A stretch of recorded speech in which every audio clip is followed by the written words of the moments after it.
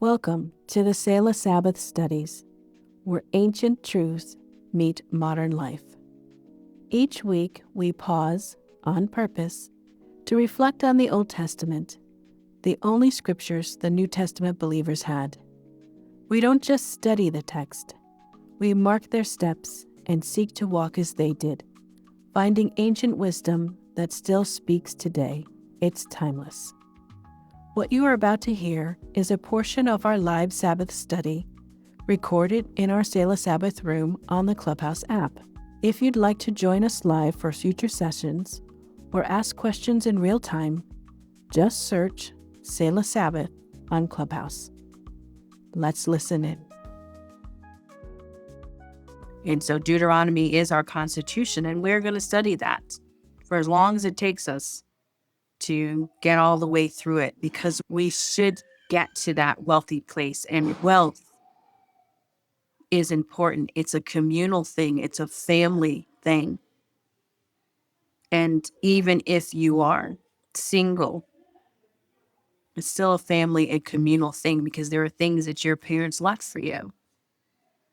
And when you look at what you can leave for those behind you, whether it's of blood or not of blood, right? And Charles and I would have these long conversations, and he would say, what do we have to do for God to show his blessings on us? And in Kenya, you look at the leadership and the corruption, and those people are super poor. And then, those people in leadership who have stolen millions of money from the coffers, and teachers can't be paid, and power has a problem, and this and that because of corruption. And when you try to keep the law and you want to go start a business or buy some land, you go to government workers and you still have to give the government workers money just for them to do their job, or else your stuff sits in a pile. How do you progress with that? And I would say to him, and it's part of what challenged me too, to begin to really look at wealth through Torah. It's not something he was taught. In meeting me, he's now really having these discussions about keeping Sabbath and Torah. And one of the things I had to turn around and say is, okay, Father, you're going to have to give me wisdom to answer these questions now. Things I've been thinking about, but now here's this person putting this question in my face, right? And I would say to him, which came from the Holy Spirit, is that Elohim set up principles and laws in this earth. You abide by the law, you abide by the principle, and you prosper. You don't, and you don't. But it's not just one thing. It's woven fabric of things. And as MD said to us earlier, you can have money and not move a muscle because you're sick. You could have money and have chaos in your home, in your mind, in your body. You can have money and still be poor, right? And so again, we are talking about wealth here. We are talking about, what are you leaving to your children's children? And so I would say to Charles that there are laws that Elohim set in place, and you abide by those laws and you prosper and you move ahead. But it's not like he says, okay, today I'm going to bless this person because they did that, but I'm not going to bless that person because they don't, it doesn't change that way. Now he can have mercy upon whom he will have mercy. But there are things that he has said. I will curse those who curse you, and I will bless those who bless you. There's no getting around that. Just like I don't care what you say, you can't jump off a building and think you will fly unless there are some other laws that you have activated. If not, you're going to fall and break a leg, break your neck, die, something like that, injure yourself. We can't fight against the principles that Elohim has set in place. And we do not demand him to give mercy. We can ask, and he can choose to. But again, he's always had in his mind, because he knew that you were going to ask, or he knew that these things were going to move in this way, and this is how he was going to change things. Because there's so many things I want to say right now, and I'm trying to not go all over the place. So let me just stick with the principles and laws right now. Someone remind me to come back to the scorpions biting. There's something they want to say about that, but I don't want to get distracted. So back to the laws. There are laws. And we even got down to this conversation of what's the law of salvation. And he was like, only, and it feels like I'm going off tangent, but I don't think that I am. So just bear with me. He's like, people don't believe in Jesus and they're not going to heaven. And I was like, I don't know about that. Because I said, where did Abraham go? Where did Jacob go? Where did Elijah and Elisha go? He said, you call on the name of Jesus. And I'm like, yes, but what is Jesus? It's Jehovah saves. It's still all about Jehovah. It's still always about him.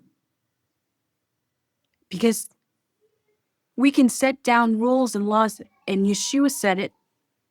These words that I speak, they're not my words, they're my Father's words. And so everything still always goes back to Jehovah, to God.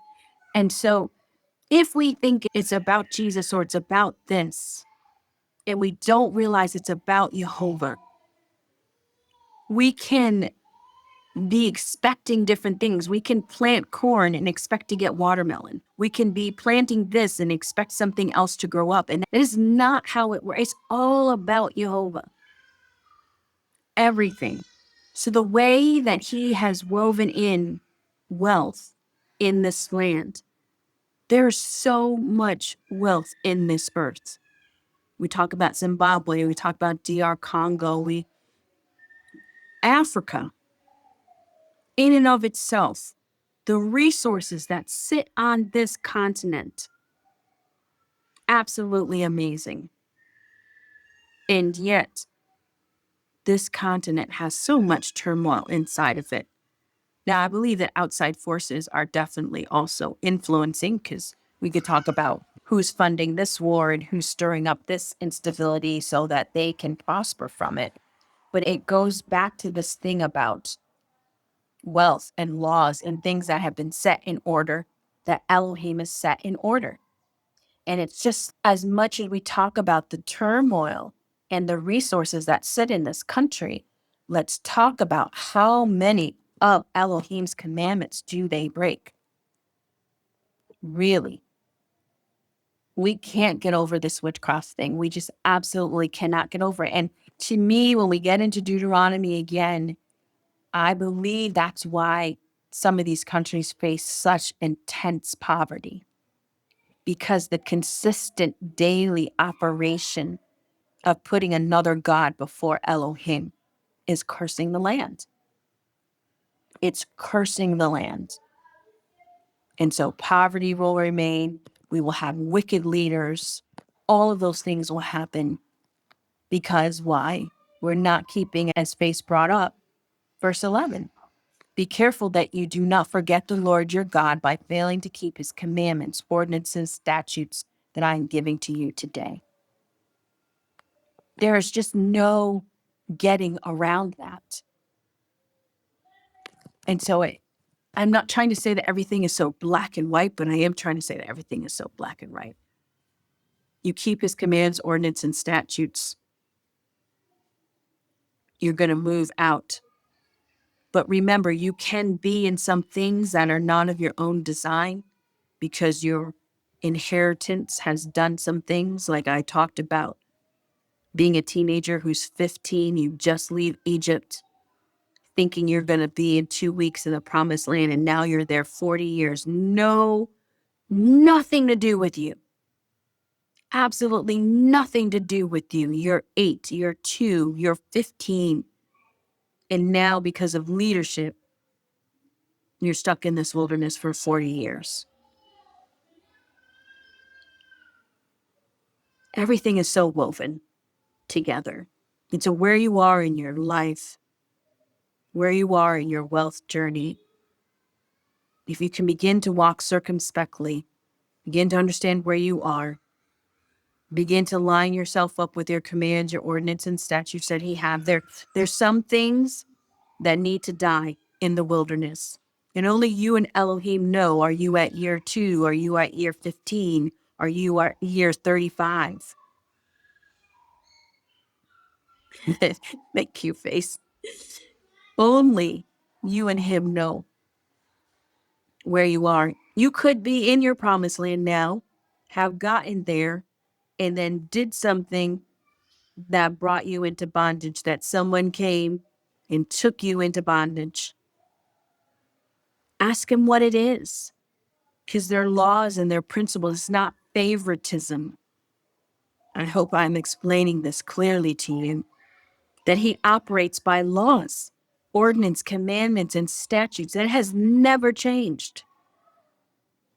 You want to move into your wealthy place, ask him about those things. Ask him where you are in those things. Ask him how to move in those things. How is it that Solomon can reign with hardly any war during his reign? He had a whole nation, and they weren't a small group of people. How is it that he got to that place? Is it something that his father left for him? What did his father have to do to get to that place that Solomon could reap that kind of benefit? What did Solomon, when he had the opportunity to ask for something, what did he ask for? Would we have been so wise in our decision making? There's a process, people, but there are laws and principles with Elohim that you just need to line up with. Giving multiple sacrifices to get yourself out of something. Not unless you heard Elohim say so, specifically about something. But really, he just operates on his, that's how he's just, that's how he's fair. That's why it rains on the just and the unjust. That is why. I so want us to be in that wealthy place, because I want to be that way. I want to leave for my children's children, and I want it to be such a way that people would look upon this nation called Regina and Charles Wakessa and say, oh, I want to serve their God. I want to know their God. Who's their God? Because I want to do those things. And I won't have to say it's because I got the right algorithm and I've got so many social media follows. Although wisdom in business, I should be wise in this world and the things that are happening. But it's still Elohim who gave me the power to get wealth. And so he gives us the power. What are we doing with our power? And if you don't know how to use the power, you need to make sure you get counsel. Because sometimes we think we know what we're doing and we trust the wrong people and we make really bad decisions and we get in really bad places. And then we cry and want Elohim to lift us out. And sometimes it was him. I'm circling back around now to the serpents. Sometimes it was him who sent the serpents to bite you. And then the odd thing is, the way that you get healed is you look back up at the same at an image of the thing that bit you, so that you could come to this place like, oh, I'm going to be healed now. That's such an interesting story. I'm always fascinated by how he sent the serpents to bite them, but then they had to look at a bronze serpent in order to be healed. So the thing he sent to punish you for your sin, you turn around and you look at, right? And does that put you in a place of repentance, looking up? Do you acknowledge some things? It seems like an oxymoron. Why would I look at an image of a snake when it was the snake that bit me? But that's what Elohim said to do. So he's always unique in his strategies and what he does. But if I could, again, just take your time and read through Deuteronomy chapter 8 this week. We're going to continue more in it next week. And we're going to continue in our constitution of the Deuteronomy and look at wealth and see what it means. Because I'm hoping that we would all be into our promised land and wealthy place. And when we get there and on the way there, how do we help our community? How do we give to the poor? How do we honor our parents? What are we leaving for the next generation behind us? And what kind of glory and honor will Elohim receive from our life? So that's how I want to encourage you today. Anyone have thoughts or comments, anything that they want to say or add or questions they want to ask before we close the room? Hey, Miss Doreen, inviting you up. Shabbat Shalom. I apologize for coming in later. The Sabbath group I was in finished earlier and I was hungry. And so I was glad that you were still on. So I'm going to have to listen to the replay anyhow. So that's fine.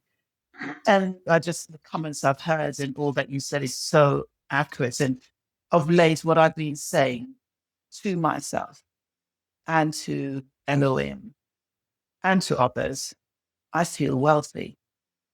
I feel wealthy. I know I'm wealthy. I may not have what other people have, but I know I'm doing very well. I have wealth in my health. I have wealth in my thinking. I have wealth in how I'm moving in the word. And I loved what Faye said, and scripture does show us this as well, that there is time to rest. And even in the word to think, it's a mullet over, I'm more paraphrasing. But I feel wealthy. One of the reasons I'm starting to feel wealthy is because this time of the last month or so, I am looking at myself of what I have and what I don't need to feel wealthy in stuff. And I've been putting things into place where I really examine and speak to myself and say, you're not getting that. And it's not necessarily like clothes or whatever and stuff like that. It's not important. You just have to rearrange what you have and make it look the way you want it to look. And these are deep and meaningful conversations I've been having with myself. Yeah. And then you just reinforce something which I started, but haven't continued doing is I have something to leave for my daughter without a shadow of a doubt. But what have I got to leave for those relatives around the world who I've never met, like my great grandnieces? And the things I've left, which is social media stuff, etc., which will enhance them to do what they need to be who they're to become. Because one of the questions I asked one of my family members is, what did her grandmother's, my aunt, do for a living? That's one of the things I said. And she goes, oh, she was only a marketer. I said, no, she was a businesswoman. I had to turn those things around to the way we think and the way we talk. And that's helped me to strive in what I'm doing, even though I'm much older than I wanted to be to start what I did. But I know when I spoke as a little girl that when I reached a certain age, I'll be a businesswoman. And that is coming to pass. But if I had the insight when I was younger, I would say something before. But it doesn't matter. It's the journey along the way, which is taking me where I am now. However, all what you've said today, I will still, no matter how I feel about feeling wealthy, there is much more for me to continue and start again, where to leave that legacy. You pull that legacy to me a great deal, and how we can be stuck because of what our forefathers, ancestors have done, and we just run along with it. So I hope that makes sense. But thank you for allowing me to speak, and thank you for encouraging me. And I hope that I can come back on when you're on live, that I can listen more and contribute. Thank you so much. Shabbat Shalom all. Shabbat Shalom. Thank you, Doreen. Love to hear your voice. Glad you're adding to the room. Thank you. Anyone else? I'm going to put something in the comments. What's one thing you walked away with from class today that spoke to you or challenged you? I hope it challenged you, because I'm challenged. I'm really determined now about this wealth. Yes, Really sir. determined. Go ahead, Face. Does your husband have land over there? Yes, he does. All right. So now the two of you got to come up with the purpose for part of the land, not the whole land, part of the land that would generate the type of income that will surpass whatever both of you are getting combined and eventually turn into more than what the whole family is getting combined, where now the whole family is involved with that. And then it expands from there to wealth. Even if it's something that a family member that's over there now with you and your new family that they're trying to do, and that they're trying to do something, then you can see the spirit will tell you, okay, yeah, that person, if they had this and that, it will really flourish. It's already in family, so it's going to be a family business. That means that it's wealth. It's going to pass down through generations that you know for sure, even when you're gone and he's gone, it's going to be taken care of. It's going to pass down to their children's children, so it passes on. So just that little piece of the land, y'all focus on that for right now, because even what we just read in Deuteronomy, you mentioned the land. The land is what's it's what we're going to give thanks for, that brought all of those fruits. But that just came to me to tell you. Thank you for that, Face. Thank you. Yeah, we need to acquire more because we have 3 boys. Well, those pieces he has are too small. We need more. We want to leave more because we want children's children. And those things are very important. Anyone else have something that you want to talk about? Someone's at my door. I'll be right there. But talk, please.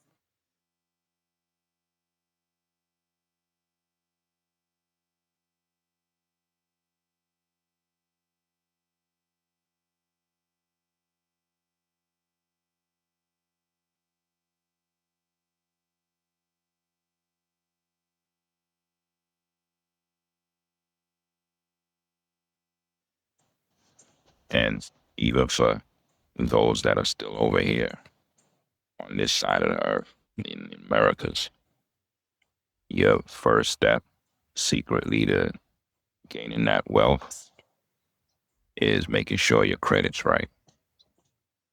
That opens the gates that you could leave alone the 9 to 5 and really concentrate on feeding your family. So just wanted to add that.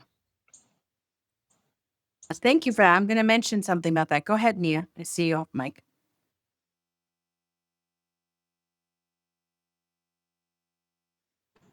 We can't hear you, Nia. Try it again, Nia. We still don't hear you. Go out the room and come back in. We'll wait for you.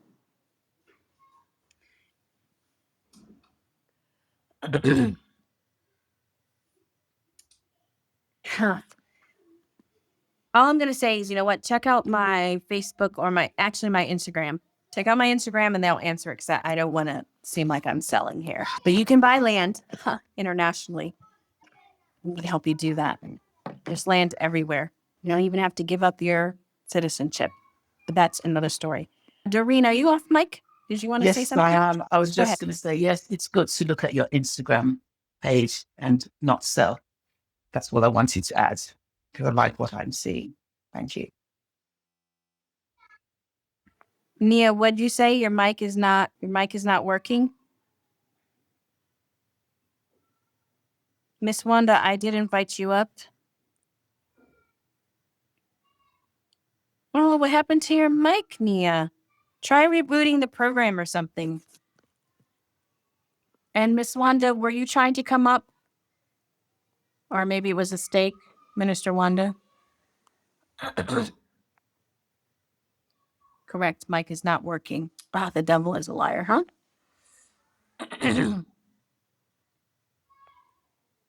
And Minister Wanda, I don't know if you're trying to come up or hit your phone by accident, but try again or come in and out. I pressed by mistake, not feeling well today, just listening.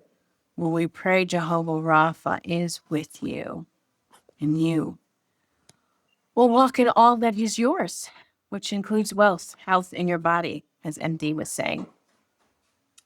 Yeah, so there are so many ways to acquire wealth, right?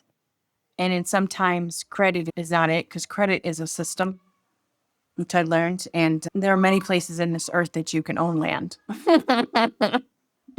Many places in this earth that you can own land. I agree, right? But my reason for saying credit, that I look at over here and this wealth gap that they say that there is. And through history, I realized that the people they say that are richer than the blacks, they went broke a long time ago. It's a small number of them that continually had that generational wealth, but the majority, especially after the Great Depression in the 1920s, like a lot of money was lost and they lost their whole thing, went broke.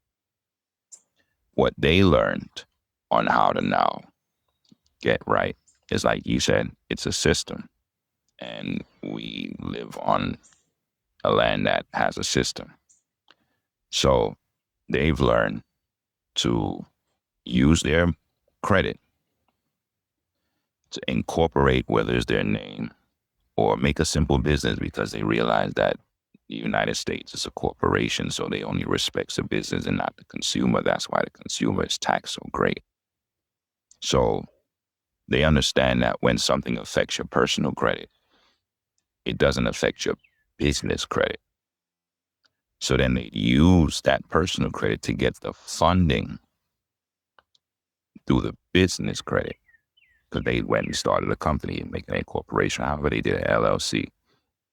Now they take that money for whatever corporation or whatever business they made, and they don't use it for the business that they claim that they needed the money for. They might put, say if they got net 50 grand, they might put 10 grand in it. The rest they do, like you said, land acquisition, real estate acquisition, because they know that's what stands, land. Now, they have the access to the funds. They learn how to gain that access to the funds. They get the funds and they use the funds to do what they know what they need to do for their family. Now, we've been trained to work. We've been trained to get a 9 to 5, work that 9 to 5 until you're, 65. So now you have approximately 20 years, if that, to do what you always wanted to do and you what you were supposed to do, but you were working because we are trained. That's how you get rich. That's how you get wealthy. Don't worry about that. Oh, no, I have credit. I stayed away from credit for years until I figured it out. Wait a minute.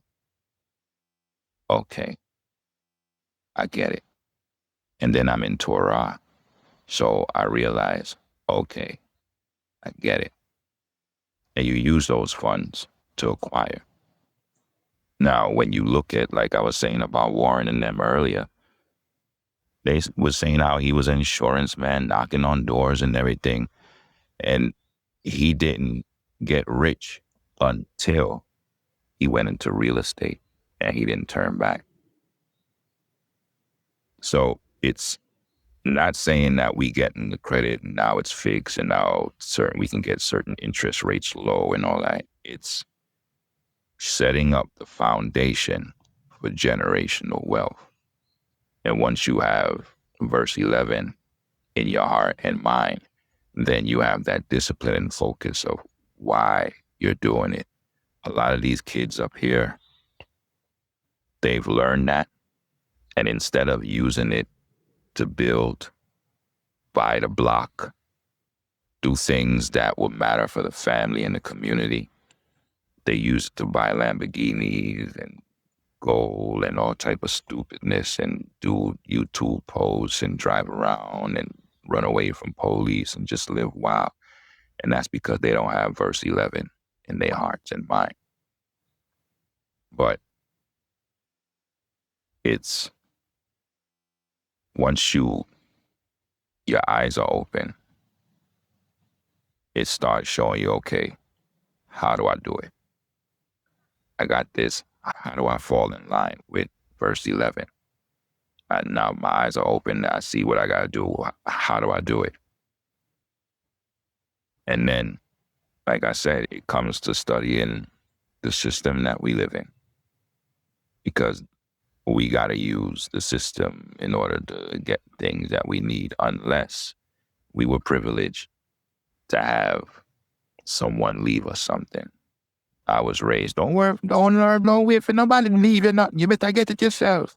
So if someone taught me that, I know they taught multiple Jamaicans the same thing.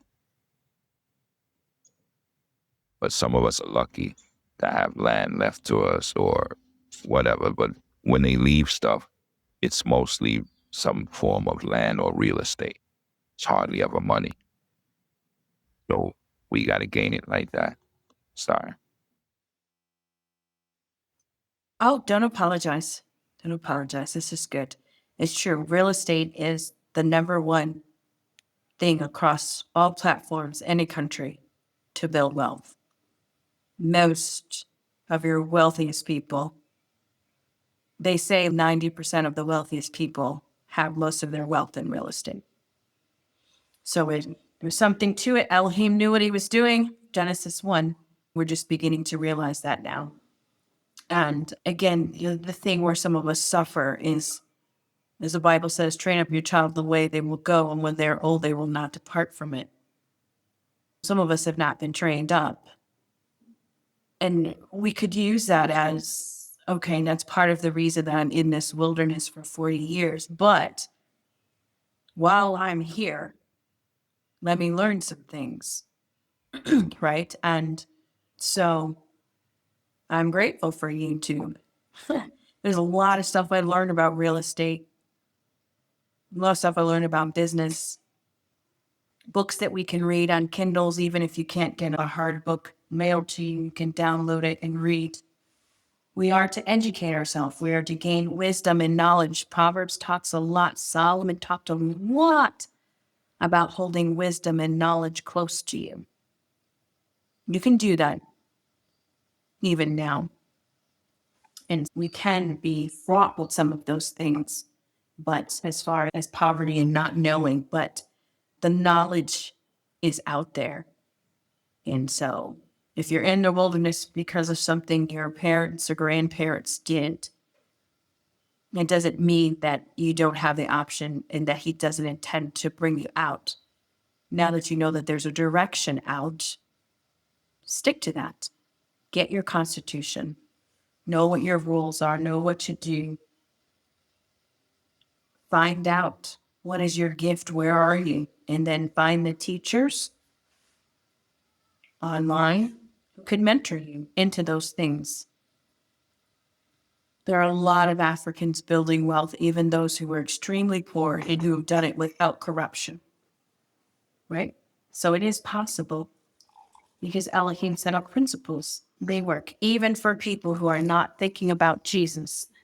They can be following the principles of Elohim and moving in even more than people who say that they know Jesus and who know Jesus and who are good people, but are not following the principles, are not following the rules. They're not gaining the knowledge.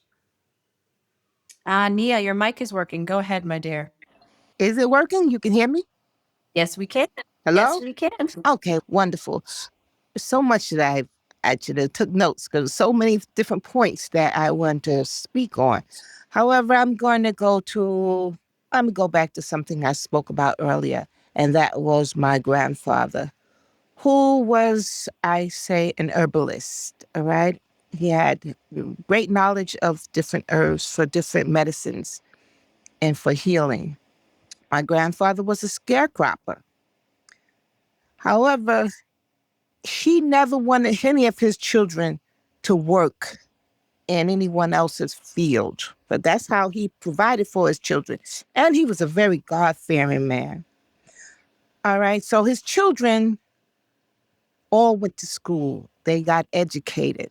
And in getting their education, they got away from the principles that he was taught about family and providing for family and unity and sharing, and everybody went their separate ways, built their own little family, separate, and in their own personal wealth, or not say wealth, because wealth is something you pass back, but they built their own livelihoods. They had houses and different things and so on.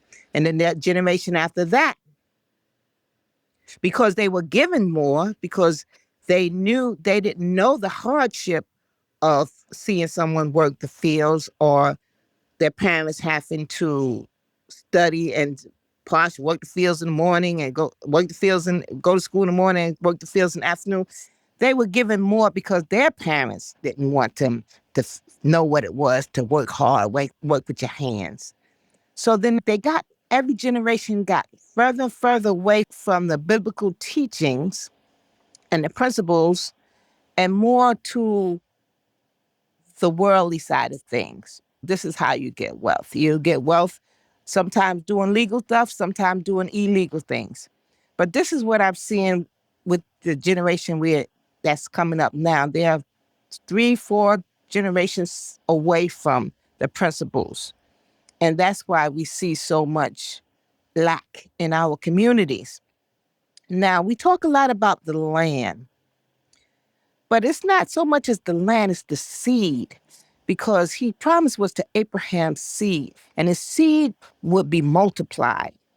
So it's the seed, and I would see our greatest resources is not just land, but it's our children and our children's children and our nieces and nephews. How are we cultivating them? How are we getting them to learn how to multiply whatever inheritance they receive? If it's 1 acre of land, if it's 10 acres of land, if they're not taught how to cultivate, how to fertilize, how to do all the things that need to keep this land, to keep the land, and also multiply. But not for that generation, the generation to follow that. But so we say, okay, we got to leave our children great wealth. But then if we don't have knowledge, we don't know understanding how to utilize what is left behind, then it's going to be wasted. So we have to focus more on building our children with knowledge, because if we don't teach them, the world will teach them. They're going to learn one way or another. So if we teach them godly principles, then they're going to be blessed. And you've mentioned that there are people that follow the principles and they seem like they're being they're obtaining wealth. But the Bible said, what good is if you gain the whole world and lose your soul? So they may have all these material things and do all these things and do that, but their soul is lacking. There's a lack there still thereof if they don't have the Messiah. If they don't have any knowledge or understanding of God, even though they're following principles. If they don't have that godly wisdom, that godly knowledge, then they gain it in vain. It's all in vain. And I'm going to leave it there. Thank you so much for this room. I really appreciate it so much. It's been a blessing to me. Thank you. Thank you, Miss Nita. You're always a blessing to us. So thank you for adding. Okay, room. We are going to end here, and we will make this a series on wealth, and we'll look at our Constitution, which is the book of Deuteronomy, and we'll continue to have these conversations. So, everyone, have a very blessed Sabbath. Thank you for listening to Selah Sabbath Studies, where ancient truths meet modern life. We pray what you've heard today invites you into deeper reflection and a deeper walk with the Creator. If you'd like to join us for live Sabbath sessions, find the room on Clubhouse. And if you're listening after the fact, feel free to leave your thoughts or questions in the comments. We do read and consider them and will respond. Until next time, pause, reflect, rise. This is Selah.